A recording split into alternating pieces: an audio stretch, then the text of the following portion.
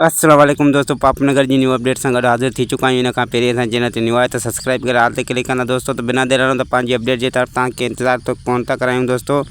जी दोस्तों, मां तव्हांखे ॿुधाईंदो रहां त रावल जेको त हिकु जज़्बाती वॾेरो आहे ऐं जेको त वरियल ख़ान जो भाइटियो आहे दोस्तों। जीअं त वरियल ख़ान मल्हार खे छॾाइण जे लाइ थाणे ते वियो, उते जेको आहे त रावल जी नज़र जेको आहे त मंठार ते पई ऐं तपी बाहि थी वियो रावल, छो त हरीफ़ आहे हिकु ॿिए जो मंठार ऐं रावल दोस्तों।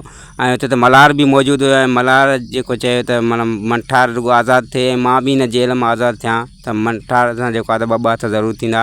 तंहिं ते रावल कारजी पियो त मंठार सिर्फ़ु मुंहिंजो हरीफ़ आहे, हुनजो ॿियो को बि हरीफ़ नथो थी सघे।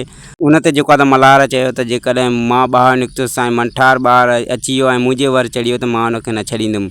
त रावल हुनखे चवणु लॻो मल्हार खे त पोइ मुंहिंजो बि तूं हरीफ़ आहे ऐं जॾहिं बि ॿीहर मुलाक़ात थी असांजी त हरीफ़ थी मिलंदासीं। ऐं मल्हार बि इहो ई चयो त जेकॾहिं तोखे मां ताक़त आज़माइण जो शौक़ु आहे त ठीकु आहे, त मां ॿाहिरि निकिरंदुमि ऐं जॾहिं बि मिलियासीं त हिकु ॿिए जा हरीफ़ थी मिलंदासीं। तंहिं ते वरियल ख़ान जेको आहे त रावल खे चयो त इहो तो सुठो न कयो, असां मल्हार खे छॾाइण विया हुआसीं ऐं तूं हुन सां दुश्मनी वारे आयो आहे।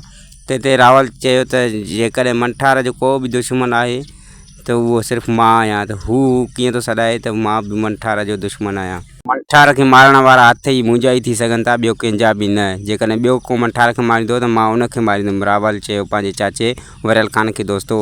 ऐं दोस्तों तव्हांखे ॿुधाईंदा हलूं त बालाज ख़ान जे घर जा भाती बालाज खां भागी थी चुका आहिनि। ऐं जेको आहे त मंठार जी जेल वञण खां पोइ जेके बालाज ख़ान जे घर जी औरतूं आहिनि त उन्हनि जो शक जेको आहे त मंठार ते ई वञे थो। त जेको आहे त मंठार जी जेल वञण खां पोइ जेको आहे त वॾी साइण जेका बालाज ख़ान जी घरवारी आहे ऐं राणीअ जो शक जेको त पक में बदिलजी वियो आहे त सिकंदर ख़ान ते हमिलो मंठार ई कयो आहे दोस्तों। ऐं तव्हांखे ॿुधाईंदा रहूं त हू कॾहिं बि जेको आहे त मंठार खे माफ़ु न कंदियूं अगरि जे सिकंदर जो खून हुन ते साबित थिए थो त।